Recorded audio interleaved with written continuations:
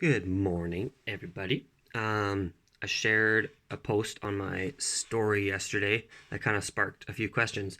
It was about kind of toxicity in the body and how when other systems aren't working well, fat is actually your preferred way of protecting yourself, kind of.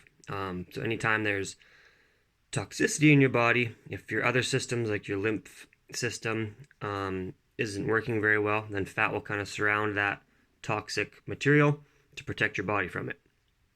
So your body, first of all, is super adaptive and will do anything it can to survive, right? It puts survival above everything else. I'm going to talk about a little bit of a oversimplified way of looking at this. But yeah, we'll just go from there. So think about load and capacity. That's what I'm kind of talking about here. So I've talked about this before, but it's an oversimplified version, like I said, but it can kind of if you think of everything in this way, it can put it into perspective. So when they're talking about toxins in your body, in that post, I might be talking about something that's slightly a little bit different and oversimplifying it. But if you think of stress as the load that is being placed on your body, if those loads add up, it can pass your capacity. Say your capacity is up here. I actually drew something up. So if your capacity is up at the top there, and you have all these different little things that build up, eventually it could build up to the point where it surpasses your capacity, and that's what can lead to injury, sickness, and a host of other things.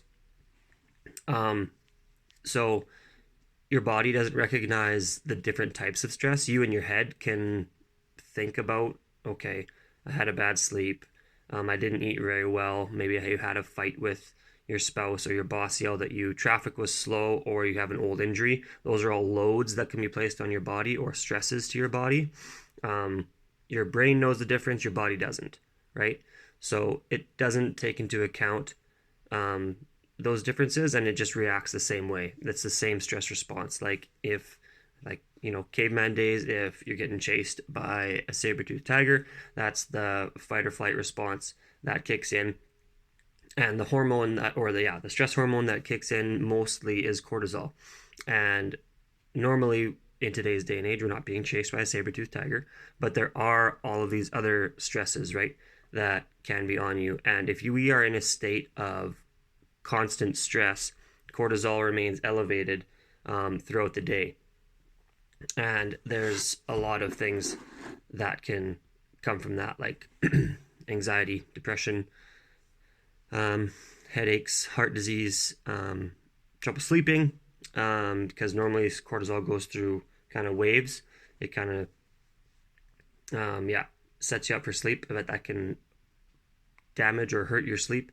And then another one is weight gain. So in the post that I shared, it talked about how exercise is a stress, and someone was like, so does this mean exercise can make you fat? Usually no, but in extreme situations, when your stress level is already bumped up, exercise is another stress on your body. And if your body is feeling constantly stressed, it's going to create this fat, right, to protect yourself, because that's how your body stores energy, as excess fat. So if it's in constant fight or flight, it's going to hold on to this excess energy because it doesn't know when it's going to need it next. So that's a very, very oversimplified version of what goes on in your body. But let's look back at this example now. So let's say you have a bad sleep, like I talked about before. Your diet was really bad. You filled your stomach with just junk. What's that? I can't read backwards.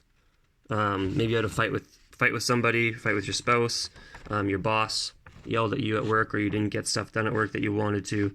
And then you get home from the end of the day. Traffic is slow. You're getting mad at that. Then you want to go to the gym, but you have an old injury. And then right at the end here, let's say that you add in a workout, and you're trying to work out super, super hard because you had a stressful day and you just want to go and hit it really hard to relieve some stress. You might be going past what your body is able to do that day. So Exercise can be a great stress reliever, don't get me wrong, when done in the right doses. So there's lots of studies out there on how exercise can help reduce stress. Um, Exercise is still a stress on your body. It's usually more of an acute stress. It doesn't last for a long period of time.